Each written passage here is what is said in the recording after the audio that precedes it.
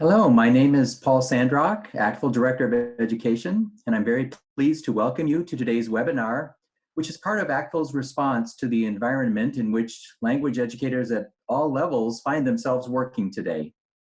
The move to teaching and learning remotely is challenging. ACTFL thanks all of you for the tremendous effort you are putting forth, staying focused on your learners and finding creative ways to support them during these times. To fully see the PowerPoint presentation, hover your mouse at the top of your screen and click on View Options, and in the drop-down menu, click Side-by-Side mode. That way, all of our photos, all of the video will be off to the side for you. You may submit any questions related to the content of Rebecca's presentation anytime during the webinar using the Q&A box, which should appear at the bottom of your screen. And throughout the webinar, we will be trying to answer your questions, clustering them together to address the overarching issue. If you have any related to technical issues, please place those in the chat box. Both are being monitored during our recording. Today's webinar is led by Rebecca Blouwolff. Rebecca teaches French at Wellesley Middle School in Wellesley, Massachusetts. And at the ACTFL convention in Washington, D.C., she was named the ACTFL 2020 National Language Teacher of the Year. Rebecca believes deeply in every learner's ability to acquire a new language and the impact of high leverage teaching practices, especially critical when teaching in a virtual environment. And now Rebecca is taking us along as she reflects on what has worked in her classroom for empowering diverse learners, research-based strategies for success. Welcome, Rebecca. Thank you, Paul. This is super exciting for me, and I am just really honored to be here with such devoted teachers that when some people might be ready to relax at the end of the day or start thinking about dinner, you are here trying to improve your practice at this truly extraordinary time, unlike any other, I believe, in the history of United States education. So I'm thrilled to talk about this topic. I really came to it from having noticed that it wasn't necessarily one that we talked a lot about at conferences here in the United States, and yet it was one that my colleagues and I were always speaking about when we saw each other at the water fountain or for lunch. And so I decided I wanted to learn more about how to work with my diverse learners and really think about, not from the position of an expert, but just from someone who's in the classroom every day, how could I strengthen my skill set and learn new strategies? And I just want to acknowledge, I wrote this presentation and created it sort of in a different teaching scenario, different teaching setting than most of us are in right now. And so please understand what I'm sharing is the very best of what I've collected about these strategies, but I think some of this just needs to be filed away until we get to a time when things are more normal again and we are physically in our classrooms. Other parts of what I'm going to share, I think you will be able to use right away, and throughout I will be suggesting some tweaks about how you can use them in a distance learning situation. We'll take a few pauses throughout the presentation, and questions that you've put away, Paul will be able to ask me, so we will be able to have a little bit of a back and forth. So let's get going. When I say diverse learners, I'm referring to all kinds of different students. So I'm just going to give you a few seconds to look through this list and see the kinds of students we'll be thinking about tonight. And I really want to highlight the two groups at the bottom, because we do have students every year who have been tested and qualified for services, but the families decline those services. And then we also have students, and I know this happens to me, where I say, where's the paperwork on this kid? And then it turns out that they didn't qualify, or maybe they were never tested.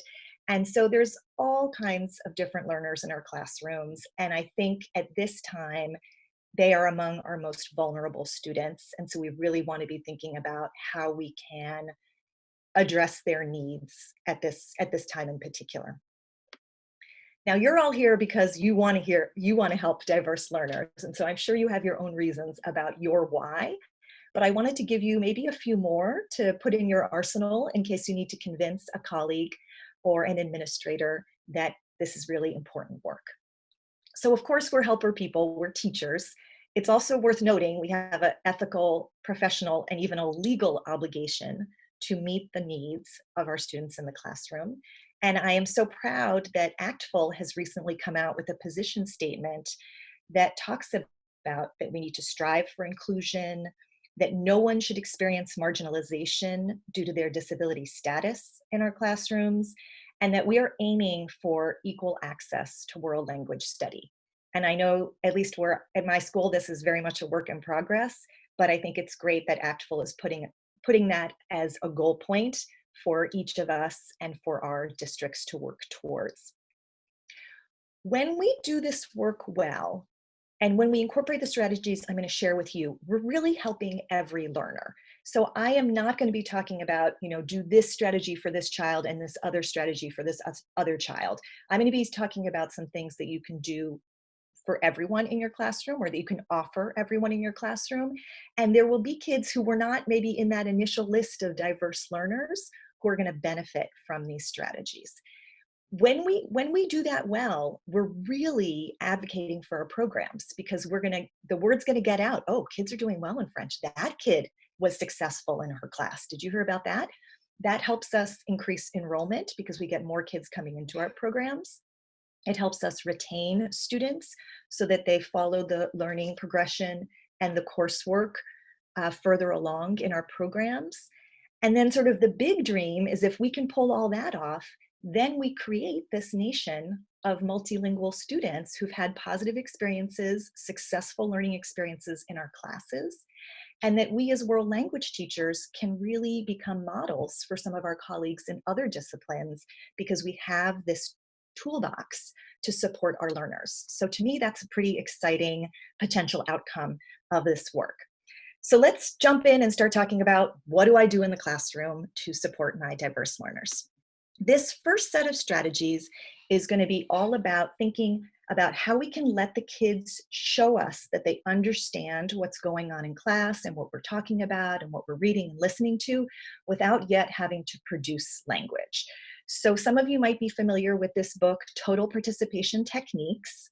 And the book, in a nutshell, is urging us to have some physical cards called hold-ups the kids can use to show us where they're at with their learning in the class. So it might be, I'm ready to answer, or I am still thinking. It might be, I agree, I disagree. It might be how I'm feeling. But in any case, the kids are reacting to language that's happening in the classroom and letting us know, without having to produce language yet, where they stand. Now, in a physical classroom, you could have a lot of fun with cardstock and getting cards set up and using them that way. In a distance learning situation, I'm really asking my students if they're willing to have their cameras on during our online lessons. That way they can give me a thumbs up, they can give me a thumbs down. I might ask a question, if you agree, it's a 1. If you're neutral, it's a 2. If you disagree, it's a 3. But sort of letting the kids use their bodies to show me where they're at. So that's a great adaptation for those of you who might be doing some video sessions with your students these days. Another input-based task, so students showing us what they know before they're producing with language, and I love this one for the beginning of the unit, is to think about, what are the key structures, vocabulary, functional chunks that I want the kids to be able to produce at the end of the unit, and then start, as the teacher, starting to write texts using those from the very beginning of the unit. So what you see here is what I use at the beginning of a unit on global housing, global dwellings. And on the left, you can see all those little boxes are teacher-written paragraphs where I'm describing each of the dwellings that's pictured on the right. And then the kids are going to read through, they're going to see lots of cognates, lots of familiar vocabulary. I'm going to use the same structures over and over again. This dwelling is found on plus continent. This dwelling is made out of. This dwelling is in a climate like this, so it is like that. But the kids are gonna have to pay attention because each one is slightly different. So even though there might be 3 that are on the same continent, they're gonna have to look at the materials to suss out which picture goes with which.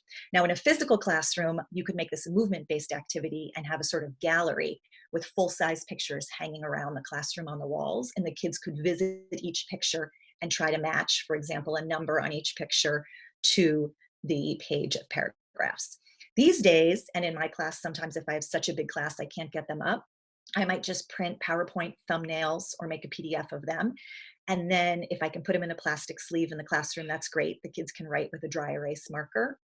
Or these days, I could put letters next to those pictures and have them write the letters, for example, near the paragraphs. But that's a great way to introduce some new structures and words in a way that the kids are going to be seeing them and then using them really throughout the unit to come.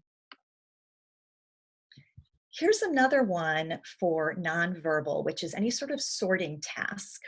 So you can see the one on the left, I was working with introducing the students to the different food groups in French. And then they had picture cards of different foods, and they had to just physically go around the class and put the picture cards under the food groups. So there's very little language involved. They really just needed to know what the food group words were. The one on the right, you can see, is much more linguistically rich. These were different statements about students' opinions and feelings about the tiny house movement. And then I had students arrange the cards from strongly agree, agree, somewhat disagree, strongly disagree. So either of these tasks, depending on the level of your students, lets them show you what they understand without having to produce language. I think in a distance setting, you might just create a table with the text in the boxes of the table, and then the kids could digitally copy and paste the text or the images to show the arrangement. A Padlet, if you're familiar with that website, is also a nice way to try to arrange things, and the kids could create that themselves. You can also do this as a paired activity, and for example, for the one on the right, have the kids try to compromise in pairs. Where do you think these belong? And then that really leads to a lot of discussion. But that's going to be later in your unit once the kids are really ready to produce and go back and forth about their thinking. The last one in this series, and now we're talking a little bit more about output, is to think about being thoughtful when we're asking questions, whether out loud or written questions. And so we want to try to sequence our questions in a way that we're starting with something that's going to be very easy for the students initially. So the yes/no question is going to be super approachable, where the teacher's really producing all the language. Did Julien want to wear that outfit? And the kids just need to react yes/no. A little more sophisticated is the forced choice. Did you want to wear jeans or a suit? Okay, and they're going to just have to produce one word, jeans or suit. So it's a little bit more than yes, no, but not a lot. Moving on from there, we could go to a who, what, where, when, why, how type question. So that's going to be a little more sophisticated, and the kids are going to have to, produce a more sophisticated answer. And then finally, an open-ended question. Those of you who are familiar with the OPI testing will recognize this right away. Tell me about, and then whatever you want them to tell you about, super open-ended. So I think if you've ever thrown a question out to the class and gotten blank stares, you might think about reeling back your question sequence to a comfortable place of a yes, no, and then trying to work your way along this progression. Again, being really thoughtful about the level of students you're working with and what's going to suit them. So those were just some different strategies about thinking about input and output in the classroom. What I'd like to do now is introduce you to these MARZANO strategies for learning.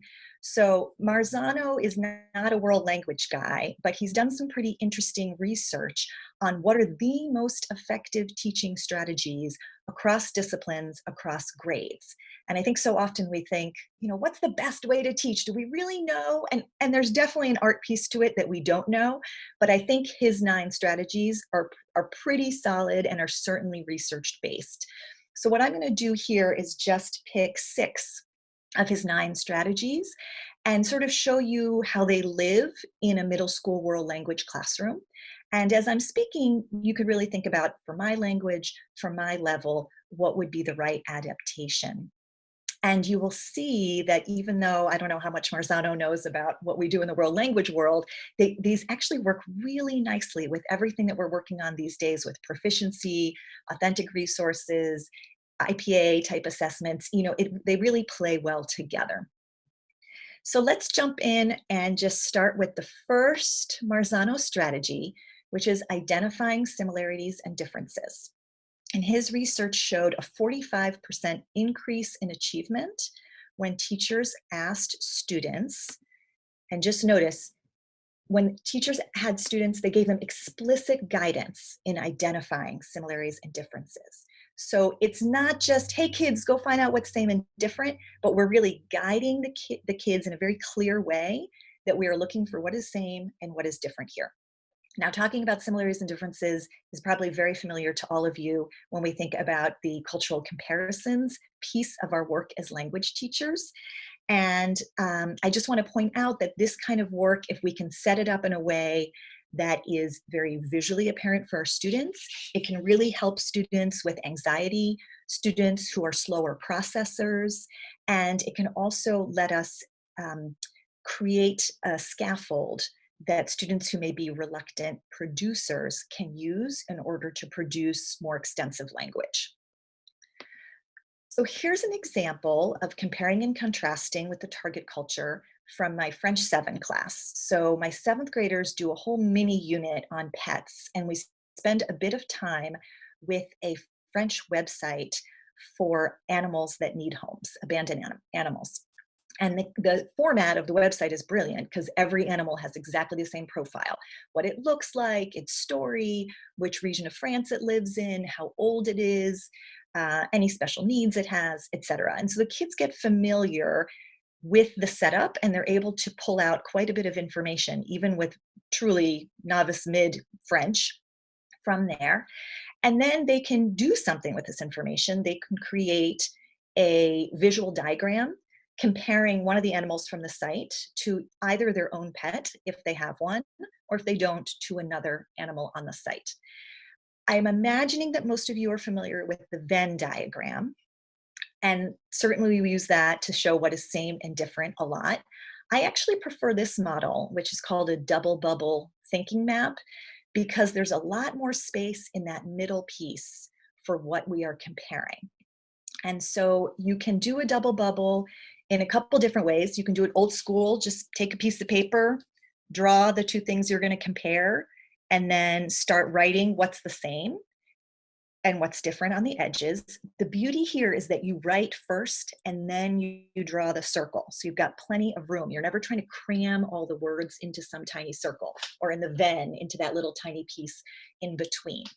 So I like the double bubble for that reason. If you're a one-to-one school, the kids could use an app like Inspiration, or this one's made on Poplet. And for kids with any sort of executive functioning handwriting issue, it really creates a very clear product. And linguistically, everything that the two animals have in common, we get to use the third person plural. And then all the things that are different, we're using the singular. So that's kind of a nice piece as well. And when every child is creating the same kind of map, then you have a really great document that can become the starting point or the jumping off point for a subsequent task, maybe a speaking task or a presentation that they're going to be giving. So that's comparison about culture.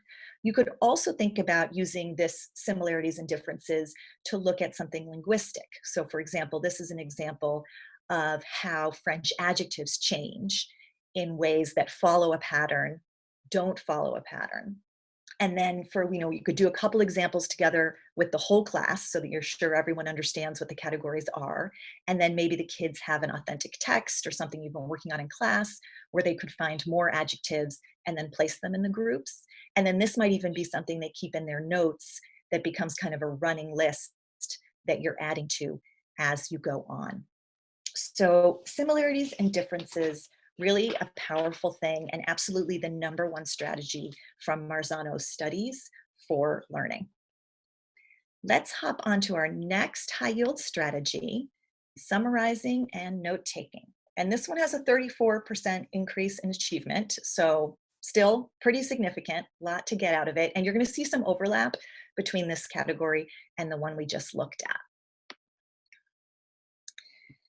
So when we're talking about summarizing and note-taking, we really want to think about asking kids particular questions that are going to help them highlight the most important information. So when you think about your students who kind of get lost in the forest and can't see the trees, or they're focused on a particular tree and they're not seeing the whole big picture, a organizer like this can really help them see what are the important points, what is my teacher hoping I will get out of this specific resource. And this kind of story map you can find in a bunch of different languages. It works great with any sort of traditional story. It might be a song. It works great with film for the kids to really just try to break down what happened. And for, again, students with executive function are going to really benefit from your giving them the template. I would not ask kids to set up, certainly not something as elaborate as this, but even just a T-chart. If you can make it for the kids and give it to them, and in this digital world that we're doing now with the distance learning, you know, if you can push it out to them through however you're communicating with them, if it's email or Google Classroom or whatever, that's a huge advantage for the kids who are struggling with the physical setup of the page. And so not only will they have a document that they can work with, when they go to compare their map to any other student's map, they're going to be comparing apples to apples because they're going to both have the same setup. So that really, really helps. Also saves a lot of time. Some kids for whom setting up a table is difficult, they might use up all their energy on that. And then by the time it comes to fill it in, they're kind of done. So if we want to privilege the part of the task that is rich in language, we need to not poop them out too early with the setup piece. And then again, you can see, I think, that this would be a great jumping off piece for a subsequent task. If you're looking at this and the teacher asks you to write a few sentences about what happened in the story, that's a lot less intimidating because you have all this language in front of you. So anyone with low working memory, anxiety, reluctant writers really benefit from having some sort of scaffold in front of them during a writing task. This is another sort of setup for summarizing and note-taking that I like to use when students are presenting to one another. So I used to do these sort of painful projects where one student would get up in front of the class and attempt to hold their attention while they presented on, for example, attractions in Quebec City. And the person who was up in front of the class was very nervous because they don't really like presenting in front of the whole class unless they're future teachers.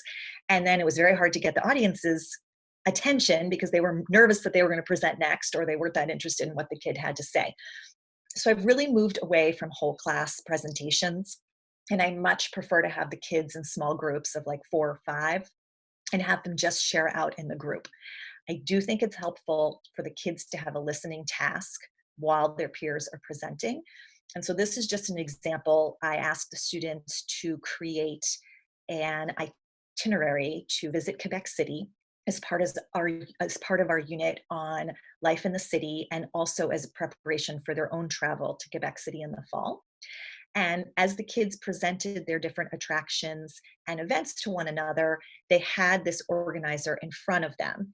And you will see that the headings for the organizer are actually questions in French rather than just the heading titles. And that's to facilitate conversation within the group. So as someone's presenting, I'm listening to, okay, what's the name of that attraction? What is it? Where is it? And then if I miss a piece of information, I have the questions right in front of me on the note-taking sheet so that I can ask. And I didn't used to have it this way. And then when the kids would miss a piece of information, they would just say, when, or why, or what. And that was not really building them up to become future question askers. So that's an adaptation I made for that project. So I'm hoping those 2 examples give you a sense of how summarizing and note-taking can be powerful tools for diverse learners. And we're just going to pause now, and I'm going to let Paul jump in, see if we have any questions from the audience. Hi there, Rebecca. Thank you. Such fantastic information. One question, summarizing what people are talking about, excuse me. Can you share some ways that with all of these strategies, summarizing, note-taking, the double bubble, that you get students when they're talking about these, not just to read their notes or their summaries when they're participating in a class discussion or you're doing an online discussion. The idea that presentational speaking does not mean presentational reading. So that's a challenge. I think my students would definitely be most comfortable reading straight from the page. And probably in my first year class, I would be delighted if they could even hear the question that was asked, understand which of the boxes of the table they needed to look at, and then successfully read that aloud in a way that was comprehensible to their classmates. So that's sort of my world in middle school. Going a little more advanced along the proficiency trail, I could think about maybe asking the kids to write some original questions of their own about the attractions. And then the kids, have lots of information in front of them. So they're not kind of staring at a blank sheet of paper, but they would still have to do some thinking work about what the answer would be. I think also having the kids maybe take sort of an affective or emotional take on the content. So, okay, now that you've heard about all these attractions, I'm going to give you a scenario. We've got someone who loves to travel by bus and loves nature. What would be the best attraction for them? And the kids have to kind of bridge the information they've taken notes on into creating a little bit with language. Thank you. And that sort of leads into another question that came in about how might this work in assessing in a small group when they're doing a presentation around their summarizing or note-taking? So I tend to walk around with a clipboard while the kids are giving these presentations, and I've got a sheet that lists every child's name and a couple of categories. The big one for me, target language use. So if you're doing that, great. Then I also try to give them some feedback on eye contact, volume, comprehensibility. If I hear a child ask a question, I'm going to make a little plus that was a kind of a great thing. I think the talk rubric could be a point here. So T for target language, A for accuracy, L for listening, K for being kind, sort of doing your part to keep the conversation going might be a point.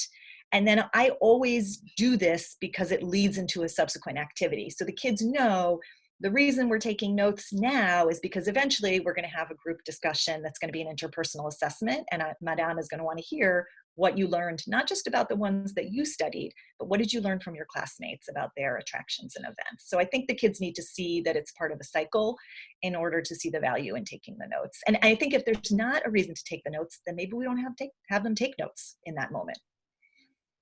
Thank you so much. I'll let you continue on and I'll keep monitoring questions. Thank you. Okay, sounds good. So we've just done our first two high yield strategies. Let's hop on to the next, reinforcing effort and providing recognition. So 29% in achievement, which is pretty terrific. And I think if you're at a school that's done any work on growth mindset, anything with Carol Dweck, this is a really natural fit because we're trying to show the kids you can grow your brain, you can grow into being a language learner and into being someone who is proficient in another language. So one way to do this is an effort rubric that comes straight from the MARZANO book. We would really have the kids do some metacognition, some thinking on their own of how much effort did I put into this? And what do we even mean when we say effort? Oh, did I push myself? Did I kind of get down when there was a difficulty and shut down, or did I keep going? And I think just asking the kids to ask themselves those questions builds that sense of capacity. I want to show here some strategies that we've used in my department to support students who have experienced a challenge in world language. And we sort of came together with the department and thought about what are the things that we say over and over again to kids, to parents, to guidance counselors when the child has faced a challenge. And let's just get those down on paper. Let's kind of codify them so that we have documents in our hands that we can share with anyone who's an adult who's supporting that learner, and also that we could support, give straight to the child so that they have some key thoughts to hold in mind when we're looking at this.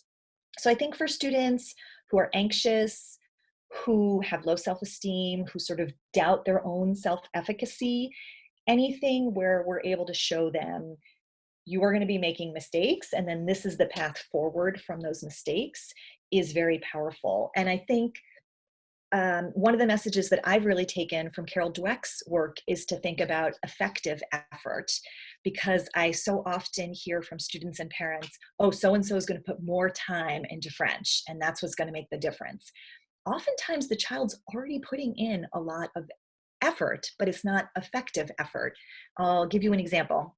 I have a student this year who was not doing well in French, and she knew that there was an essay coming up. So her strategy was to write the entire essay in English, put it through Google Translate in French, and then attempt to memorize her translation word for word. So when I read her assessment, I was shocked because it had all this advanced grammar that we've never worked on. It didn't have very much of the vocabulary we've been working with for weeks and weeks. And when I sat down with her, she explained this painstaking process she had been through. And I thought, gosh, there's different ways to approach this. And I think they're going to take actually a lot less time and pay dividends over, more greatly than this. You put all this effort into this, none of this you can ever use again, because it's just this sort of memorized piece that stands on its own. So, really talking to kids about effective strategies, and that there's nothing wrong with you. We just haven't found the right strategy. Let's keep working. Let me think more about how I can support that. Encouraging the kids to come see us, talking about as a class in English, I'm saying this you could do in English, how did you study? Did you think that worked well? And really letting the class share with each other the kinds of strategies. Often at the end of the year, I say to the kids, what was the best thing that you learned about how to learn French? And often the things they share in June are things that I said to them in September, but they were not ready to hear. And so, I think that everyone has to learn how they're going to learn a language and sort of come to that. And we as teachers are coaches trying to move them along in that conversation. Now, I do want to show, just in this document I'm sharing from my department, it does say grit strategies. And I want to acknowledge, I think that's a word that's become problematic. We wrote these maybe 5 or 6 years ago. And I don't want to take anything away from a student's integrity, I guess, by saying that they lack grit if they're not succeeding in the class. I think there are students whom we have not yet figured out how to teach, and who are motivated learners, but who may not yet be invested in our classes because they haven't yet experienced success. And so I really think teachers need to talk to kids in a way that shows that we own this responsibility with them, and we are on the path looking for those strategies with them together.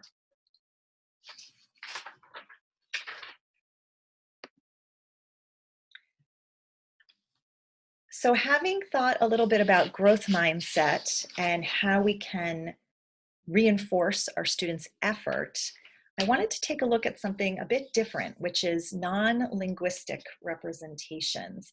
Thinking about how we let our students show what they know without words, which is a little bit how we began the webinar today, but also thinking about how important it is for students to move and for that to be part of our teaching repertoire.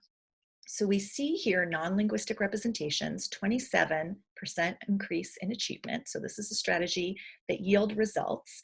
And I think it's a great goal for us to think about, and even with some distance learning, I think this can happen, to think about that there is a part of each lesson that has movement as part of how we show what we know, and that we also try to build in at least one brain break during our learning sessions so that we make sure we're capturing the kids' energy and attention at its height, and then that we're resetting that energy and attention through some intentional movement breaks while teaching.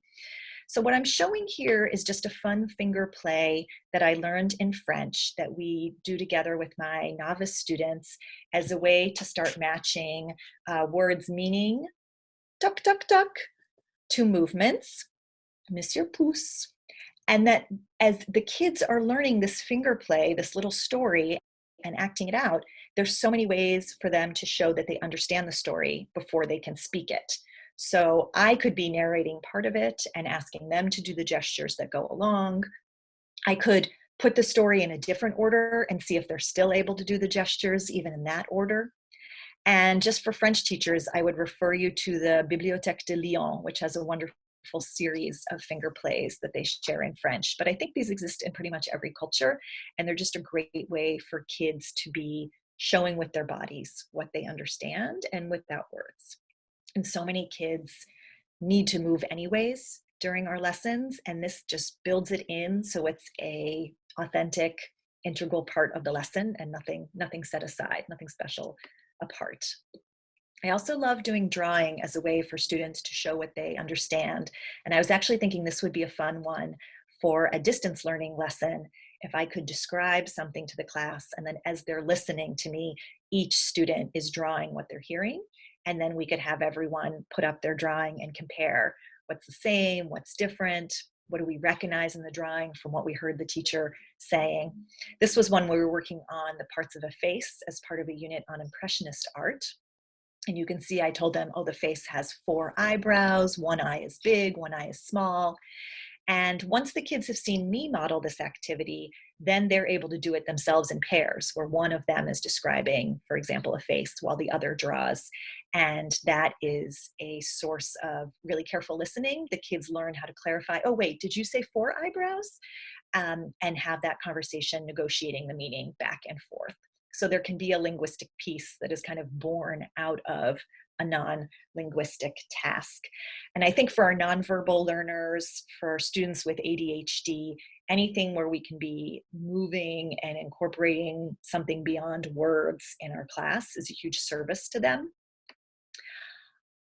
Here's some options that we use for vocabulary in my department to give kids different options based on what suits them.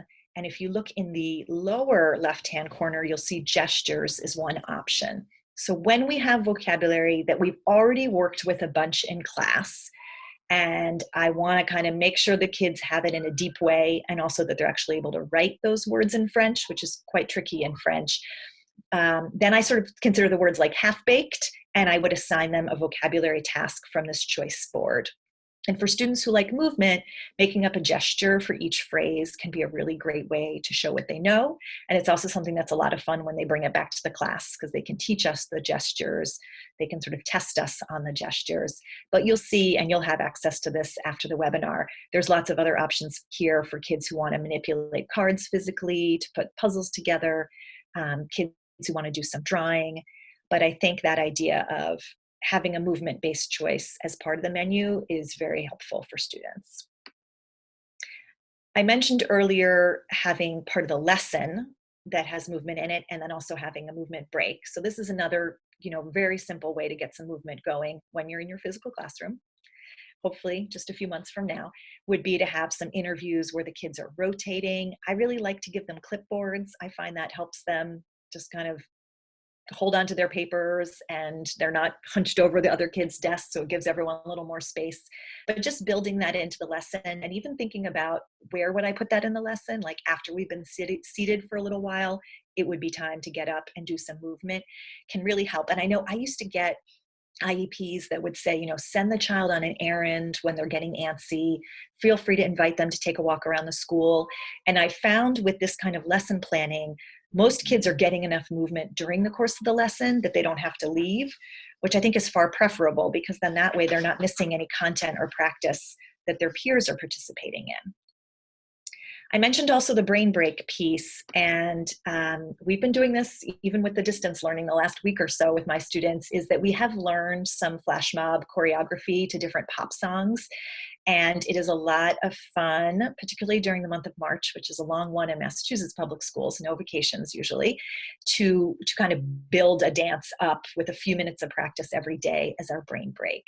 So having kind of a bank of brain breaks that you can use with students, and planning your lesson so that when there's going to be a lull in interest, you're going to bring in that brain break, literally just 1 minute, and then you're right back to the lesson.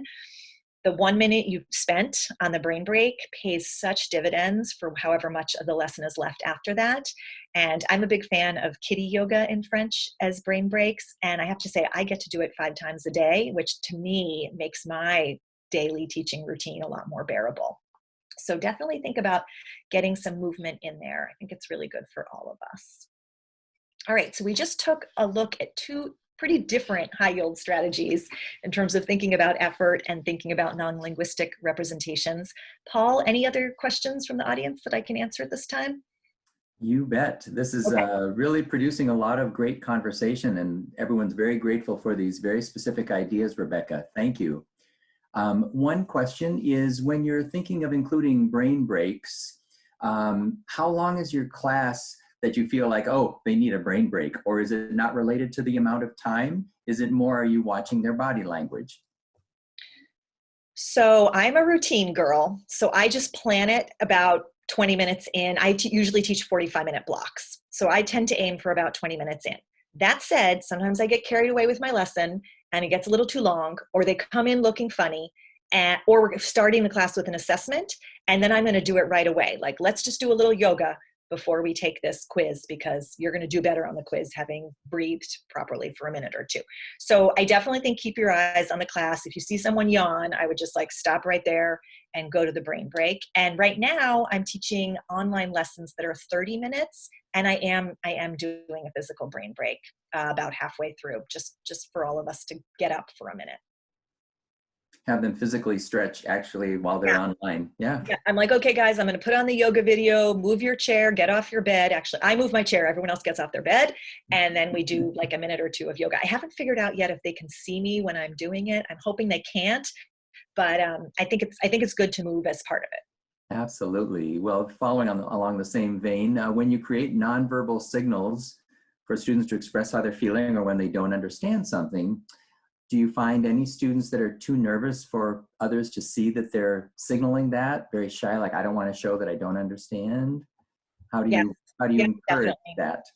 So a couple things. I would say I will often be the patient nudge who just is like, I'm waiting until everyone's voted. And I go like this to like make it clear I'm really searching. I've been doing that even on screen the last couple days to really show them I'm looking for everyone here. I've also seen, and I've just started doing it recently, the idea of if you're going to put up a number for how well you know it, rather than throwing out like, oh, I'm a 3, which means I don't get it at all or whatever, just having it against the shoulder. Now, in a virtual environment, that's not going to work if everyone can see everyone. But in a classroom, it's a little less out in your face. So when we all go back, that's something to think about. Fantastic. And there's a special request for, what was that French pet website? Oh, it's the SPA, Société de Protection d'Animaux, something like that. The SPA. Yep, sure. Merci. Okay, thank you. All right, onward. So next one, cooperative learning, 27% increase in achievement. And I think what we want to do here is think about how is cooperative learning different and a little more specific than just having the kids work in groups. So when we're talking about cooperative learning, yes, the kids are in groups, and we need to have these elements for it truly to be cooperative. So just take a few seconds to read that list.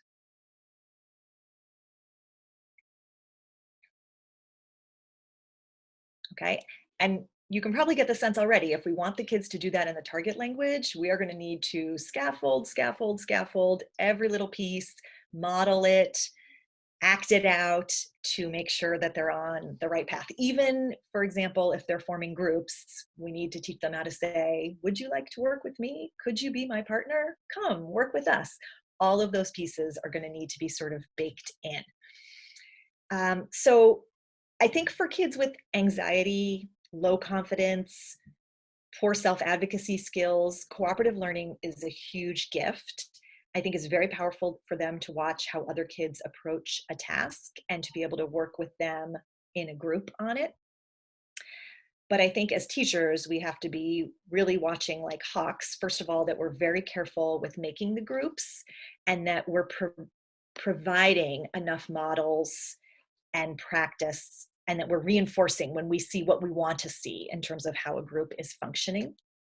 So the most successful example of cooperative learning that I have from my classroom is these group conversations that now everyone in my department has been using for interpersonal assessments, but they can also just be an interpersonal task that we do.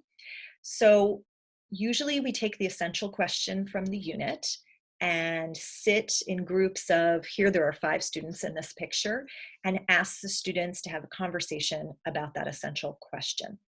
And so the way that this is cooperative is that the kids are working as a group to build the conversation. So that's kind of the positive interdependence piece. As you can see, it's face-to-face interaction, but you could recreate that virtually, you know, breakout rooms in Zoom, for example, could be a way to handle that. And the individual accountability comes from, you can see those little blue gems on the table. At the beginning of the conversation, each student gets 5.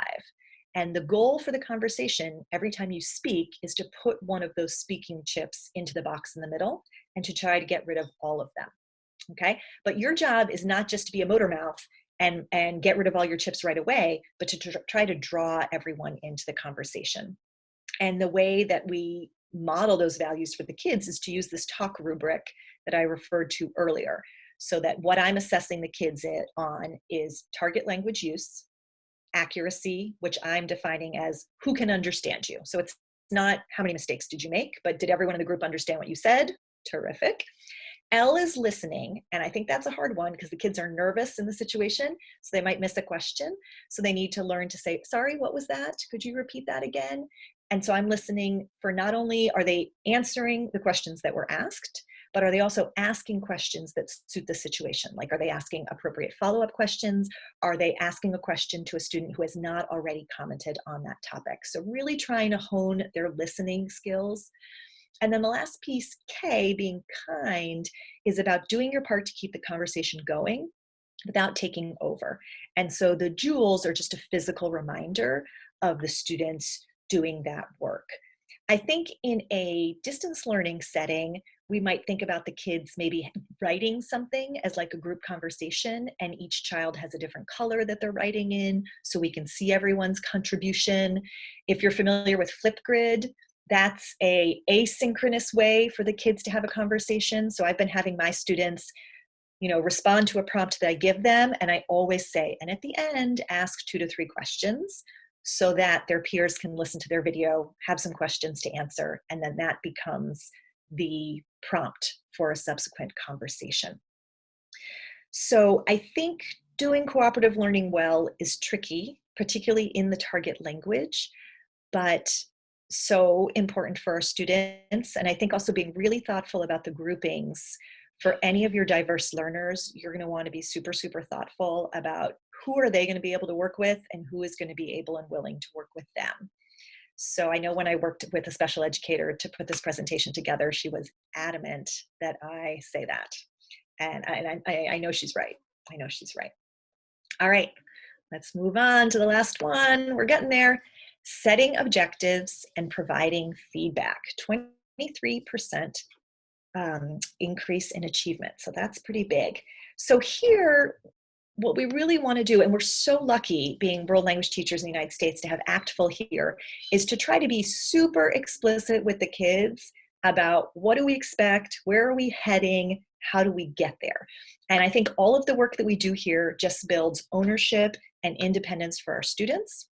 And let me say, if you're dealing with students with an IEP situation, I really find that having the ACTFL performance target as the goal helps me think about how do I make accommodations or how do I make modifications for a student. So if they're still going to get to novice high, great. Let me think about what are all the can-dos, and then it's just how am I going to build them up so that they can actually get there.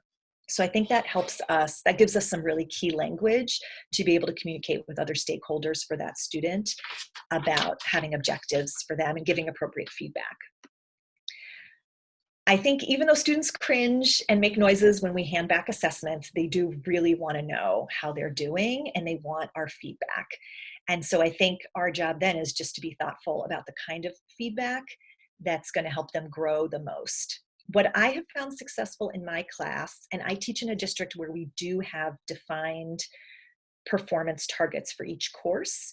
So I know, okay, it's French 7, novice high, it's French 8, intermediate low, is to be completely transparent with the kids about what the target is and then make sure they understand the target. So for example, at the beginning of the year, I have the kids in groups write something in English at a particular proficiency level. And this lesson plan comes from the Creative Language Class blog, and you can look it up and think about maybe adopting it for next year if you're not using anything like this. But what the kids write in English can then become a sort of shorthand that we know in that class is what it means to be a novice mid or a novice high. And I actually take pictures of what they write and then create a little handout that looks like what you see here and that we refer to over the course of the year. So when they look at their French, I might ask them to go back to the English and say, oh, do you think you're at this level? Does it look similar? Why? Why not? And have the kids really reflect on their growth. And I think that's so powerful for them because kids can feel stuck at a certain level and like they're not making progress. And then if they can look at their earlier work, it becomes clear that actually they've come quite a far way. I also like to get the kids involved in setting goals for themselves. So just because I'm telling them, oh, the course target is novice high, they might have a totally different reason for taking French. Maybe they want to be able to communicate with their aunt. Maybe they want to be able to order a croissant in Paris. That's one of my students' dreams. Maybe they want to be able to eavesdrop on their mother's conversations with relatives in Cameroon. And so to have kids think about their goals once they know what the proficiency targets are, because if you let them set goals initially, a lot of kids will just write, I want to be fluent in the language, and then they might actually feel very disappointed when they haven't met that goal at the end of your class. But once they know the performance targets, then they can really play with that and say, okay, within the context of this course, for me, success would be this. And having them write that down, maybe having them make posters like you see here, can be really powerful to do at the beginning of the year and then absolutely to revisit as the year goes on.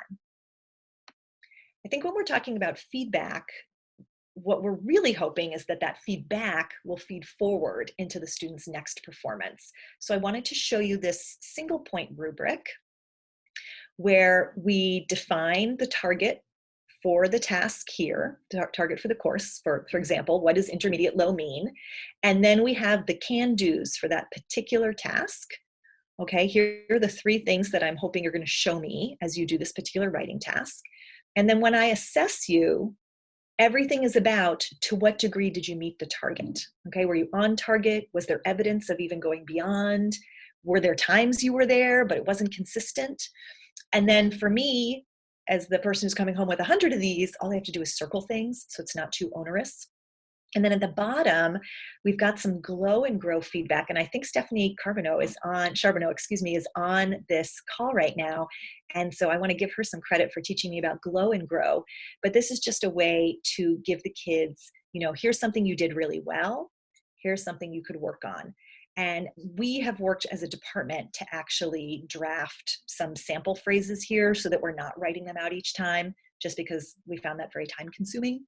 And we did want to give kids just a little feedback, but feedback that pushes them forward. At the bottom of the page, you'll see my goals for the next assessment are. So I think the purpose of the feedback has to be to drive the next performance. And so we really want kids to put into words, what do I need to work on? Which might just be the same thing that I circled from the grow category, or it might be something different. That's fine.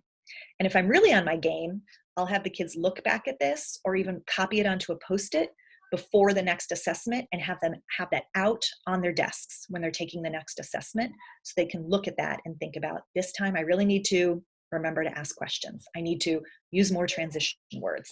So really try to focus that performance somewhere where they're going ahead. So just to wrap up here, and then we'll have a few more questions at the end. These strategies are really great for all learners. You can't go wrong. So if you make even a couple of these part of your repertoire, you're going to be helping all these different kind of learners you see listed here.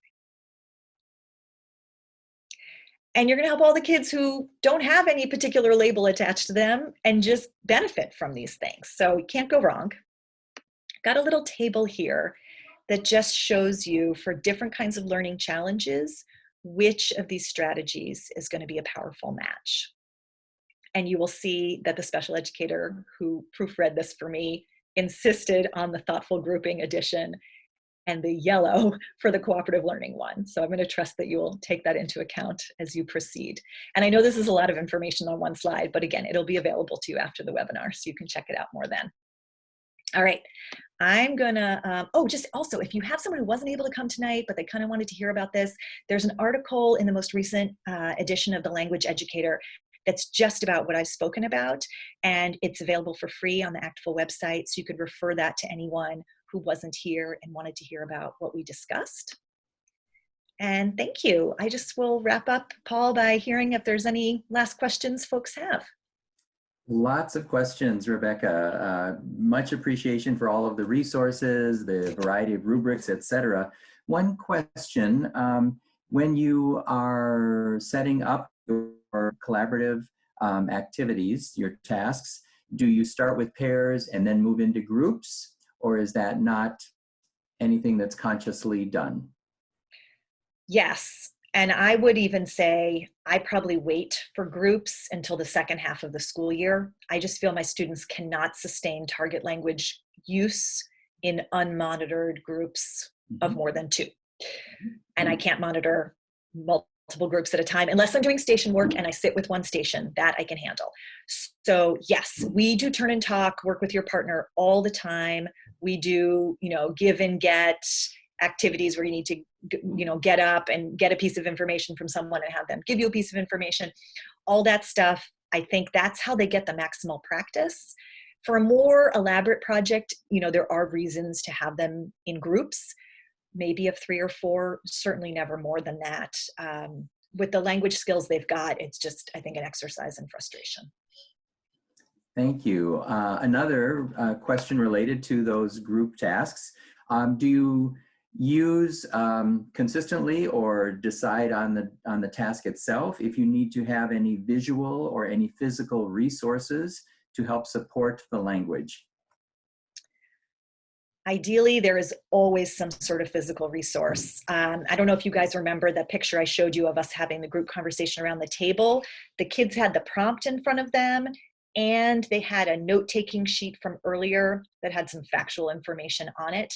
I don't want my kids to use up all their steam on trying to remember some obscure fact that we've dealt with from some authentic resource. I want them to have that right under their eyes and then really put the effort into how they communicate it. So I have a bunch of scaffolds that we use by mode, and I photocopy them on cardstock. The kids keep them in a particular place in their binder. And anytime we're doing a task in that mode, I will say, okay, take out your strategies for interpretive work, or okay, we're having a writing assessment. Take out your tips for French writing. And it has all the transition words on it. I am giving them those words. I would rather everybody have access to those, and eventually they're going to acquire some of those words. And, it's so exciting when you finally hear someone pull out one of those transition words in a conversation spontaneously. But yeah, pretty much always there's some resource in front of them. And there's another question cluster around, with a proficiency target, say intermediate low, how do you focus your feedback, and how might that even play into some of your grading scheme? Do you identify specific skills within that big realm of intermediate low on the various tasks? So usually I try to be disciplined and just have a few can-dos that I'm looking at for the task. Sometimes I will give the task and I will see the student work and realize it's not well balanced in terms of the pieces I wanted to look at. So that's always a work in progress. I do think the kids benefit from having a push. So our department made the decision that if you met the proficiency target, your grade would be a B. And then there needed to be some evidence of going beyond that target to get anywhere in the B+ and beyond range, which at least in my district is definitely where the kids want to be. So we felt like we needed to have some tension, some forward moving tension, in order to kind of get the kids excited about what we call level ups. So trying to be super explicit with them about, okay, you're here. The next step would be to ask a follow-up question, or the next step would be to have a transition between topics. Just make it clear to the kids, it's not magic. There's some specific things you can do that will move you along here. Fantastic. Again, grateful for the wonderful ideas that you've been sharing for empowering all language learners. Your example is definitely going to be implemented in a lot of classes, online or otherwise, in the weeks ahead. I can tell from the conversation that's been happening throughout this webinar, Rebecca. And on behalf of ACTFL, we also want to thank all of you who are participating, every language educator, for what you are doing for your learners today and every day. We thank you. Please continue to visit www.actfl.org. You will see announcements about additional upcoming webinars to support you in your work. We will also be posting this webinar and the related resources. And I know everyone on tonight's webinar is thanking you, Rebecca, joining me in thanking you for providing this fabulous webinar. Thank you, everyone, for learning with ACTFL. Thanks so much. I'll just share my contact information here, and I hope we'll be in touch.